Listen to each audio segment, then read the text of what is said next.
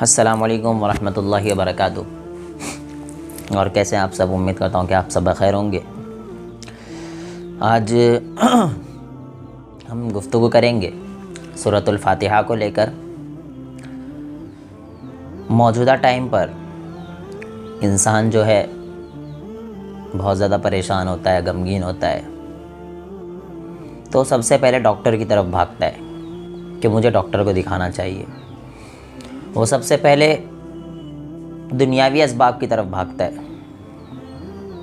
लेकिन याद रखिए, रसूलुल्लाह सल्लल्लाहु अलैहि वसल्लम के ज़माने में भी बीमारियाँ आती थी। अल्लाह के रसूल सल्लल्लाहु अलैहि वसल्लम के ज़माने में भी सहाबा बीमार हुए हैं, लेकिन वो दवाइयों के साथ साथ दुआ पर भी बहुत ज़्यादा भरोसा रखते थे।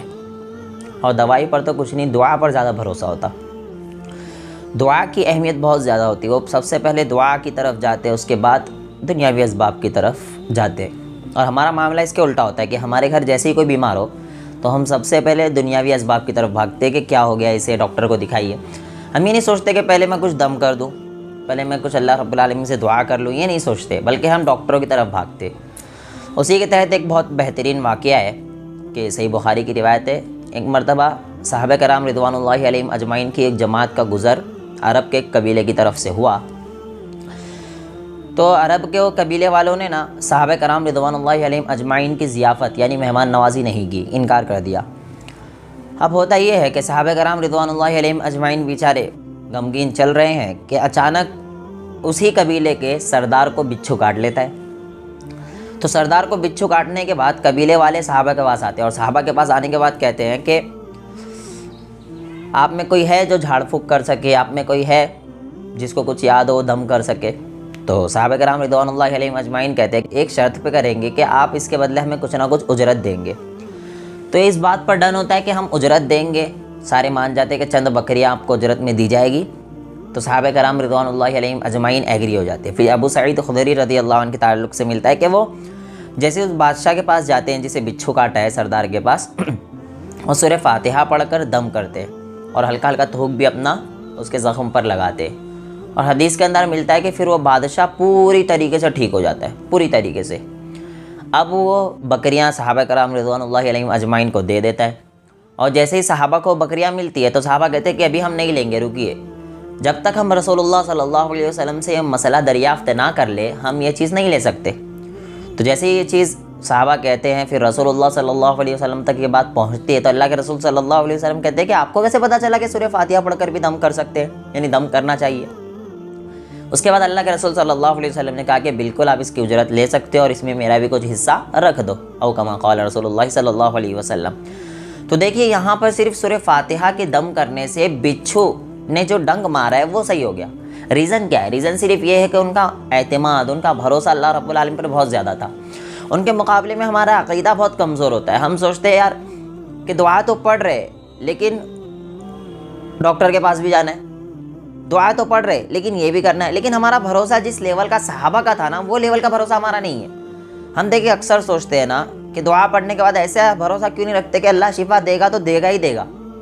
हमारे जहन में फ़ौरन ये क्यों आता है कि दुआ तो पढ़ रहे लेकिन ये दूसरी चीज़ भी करेंगे, ये भी करेंगे, वो भी करेंगे। ये करना ऐसा नहीं कि गलत है, बल्कि ये कि आपको जैसा भरोसा अल्लाह पे रखना चाहिए था वैसा भरोसा हम नहीं रख रहे।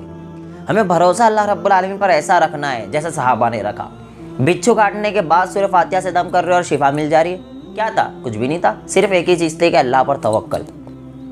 और अल्लाह को वो बंदा बहुत ज़्यादा महबूब है जो भरोसा अल्लाह रब्बुल आलमीन पर करता है। बीमार है, घर में तंगियाँ हैं, घर में बहुत ज़्यादा तकालीफ आ रही है, लोग तकलीफ़ दे रहे हैं, लोग बुरा भला कह रहे हैं, सारी चीज़ें। तो इंसान ये नहीं सोचता है कि मैं किसी लोगों का सहारा ले लूँ, मैं किसी मालदार आदमी से जुड़ जाऊँ। नहीं नहीं नहीं, और पहले सोचता है मेरे साथ अल्लाह है, और जब तक मेरे साथ अल्लाह है, ये एक दो लोग क्या पूरी दुनिया भी मिलकर मुझे कुछ नुकसान पहुँचाना चाहे और उसमें अल्लाह की रज़ा ना हो तो ये मुझे नुकसान नहीं पहुँचा सकती। ये भरोसा होना चाहिए एक इंसान का। बेटी की शादियाँ नहीं हो रही है, अक्सर लोग, अभी मेरे पास एक केस आया, वो बता रहे थे कि उनके घर में माँ बाप हिजाब करने के लिए मना करते हैं, यानी बुरखा मत पहनो कहते। मैंने कहा रीज़न क्या, माँ बाप बुरखा पहनने से मना कर रहे? तो कहते जी हाँ, माँ बाप मना कर रहे। बोला क्यों? तो कहते वो इस वजह से मना कर रहे हैं कि अगर आप बुरखा पहनने लग जाओ तो आपका भी निकाह नहीं होगा, आपको भी घर बैठना पड़ेगा। तो कहते कि ज़िंदगी भर घर लेके बैठे रहे हम आपको, तो देख रहे भरोसा अल्लाह पे है ही नहीं कि जिस ज़ात ने मुझे ये बेटी दी है वही ज़ात इसका बंदोबस्त भी करेगी, नहीं, भरोसा नहीं। हमें लोगों पर एतमाद है, हमें लोगों को देखना है। उसी ज़ात ने पर्दे का हुक्म दिया है और हम कहते हैं पर्दा मत करो, कहीं ऐसा ना हो कि आपका भी रिश्ता ना हो और आपको ज़िंदगी भर घर में लेके बैठना पड़े। तो इंसान का भरोसे के ऊपर ही इंसान मार खा रहा है इस दुनिया के अंदर। भरोसा अल्लाह के ऊपर बहुत ज़्यादा ज़रूरी है। जैसा भरोसा होता है अल्लाह देता भी वैसे ही है। अहादीस के अंदर मिलता है, रसूलुल्लाह सल्लल्लाहु अलैहि वसल्लम कहते हैं कि अल्लाह रब्बुल आलमीन इंसान को उसके गुमान के मुताबिक देता है। उसका गुमान कैसा अल्लाह रब्बुल आलमीन पर, वो अल्लाह के बारे में सोचता क्या है, अल्लाह रब्बुल आलमीन से हमेशा पॉजिटिव थिंकिंग रखता है या नहीं रखता, ये अहमियत का हामिल है। तो आप जो है हमेशा अल्लाह रब्बुल आलमीन के ताल्लुक़ से पॉजिटिव सोचें। बीमार हो, शिफा अल्लाह ज़रूर देगा। पहले आप जो है दुआ की तरफ जाए, दवा भी ज़रूरी है।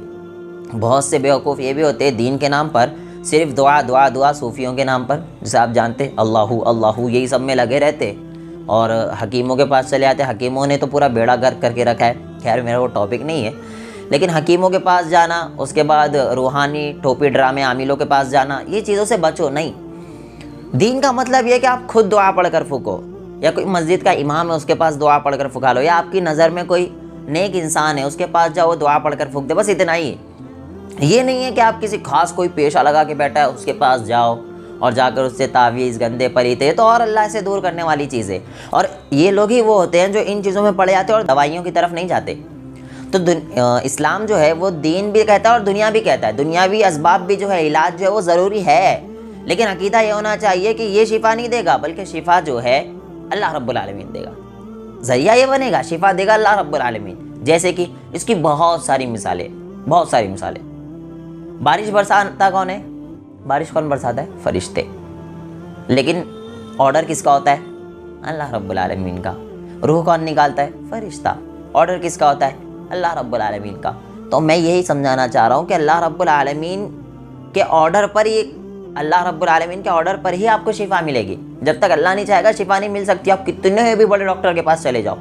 तो डॉक्टर भी ज़रूरी है और दीन के मामलात भी ज़रूरी है। सिर्फ दीन में पड़ जाना और दुनिया को छोड़ देना ये भी बेवकूफ़ी है, और सिर्फ दुनिया में पड़ जाना दीन को छोड़ देना ये भी बेवकूफ़ी है। तो हमें दोनों लेके चलना है। घर में बच्चे की तबीयत ख़राब हो, पहले से एहतमाम करें।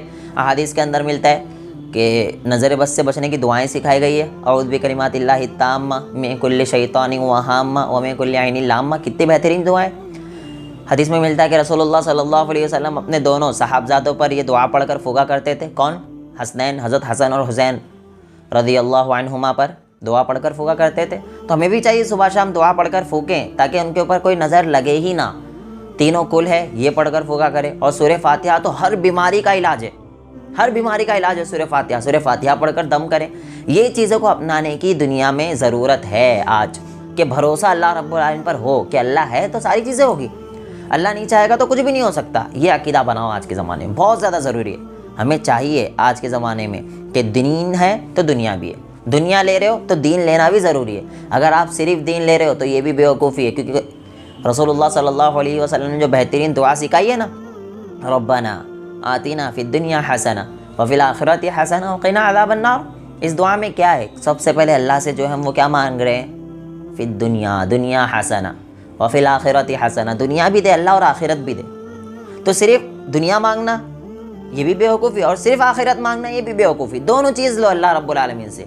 आज के टाइम पर मुसलमानों को मालदार होना भी ज़रूरी है, आपके पास पैसे होना भी ज़रूरी है। ऐसे नहीं कि आप पैसे नहीं है निकल पड़े हो सिर्फ अल्लाह रब्बुल आलमीन के रास्ते में, ना बीवी को देख रहे हो ना बच्चे को देख रहे हो, क्या मैं सिर्फ दीनदार हूँ, ये बेवकूफ़ी। दीनदार ये शख्स होता है जो दीन के साथ साथ दुनिया भी लेकर चलता है, दोनों ज़रूरी होती है।